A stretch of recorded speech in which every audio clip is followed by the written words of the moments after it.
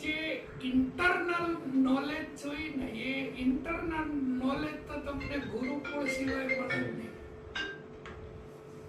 જે કે અત્યાર સુધી આપણે નોલેજ લીધેલું છે એ નોલેજ ખાલી આપણા આજીવિકા ચલાવવા માટેનું છે કે આપણે ગ્રસ્ત આશ્રમની વ્યવસ્થા છે. જે વ્યવસ્થા તમારી ઇન્ટરનલ પાવરની છે એ તો ગુરુકુળમાં જ મળે. અને તમારે અષ્ટાંગ યોગની ઉપાસના કરો અને એ તે ડિસિપ્લિન તમારે નેતિ ધોતી બસ્તી ટાટક અને કપાલભાતી આ જો તમે ના કરેલો હોય તો એ મૂછ ઉપર લીંબુ ઠરતું હોય તો એ કુંડલીની નો જગાડી શકે.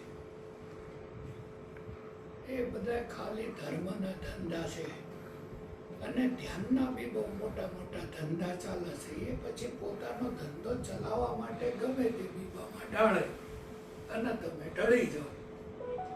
પણ નેતિ ધોતી બસ્તી નવલી અને ટાટક અને કપાલભાતી એ ફિઝિકલ ફાઉન્ડેશન છે. કોઈ બિલ્ડર એવું કે ના હું પાયો મજબૂત કર્યા સિવાય બિલ્ડિંગ બનાવી દઉં તો આપણે કઈ માની લેવી. એ પુતરા પણ નામ જાવ એટલે શું આપે કીધું નવલી એ ખટકર્મ છે. ખટકર્મ છે.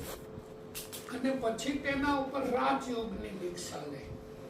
એ સંયમ નિયમ આસન પ્રિયાણામ પ્રત્યાહાર ધારણા ધ્યાન અને સમાધિ આ આખો ક્રમ પૂરો કરે ત્યારે સમ દમ ઉપરામ સ્થિતિ તિતિક્ષા શ્રદ્ધા અને સમાધાન આ ત્રણ સિસ્ટમ પાસ કરે ત્યારે કુંડલીની મહાશક્તિ જાગૃત થાય. એ કુંડલીની જાગી મારીને આપણે માની લેવી એ તો મોટી માથાકૂટ છે.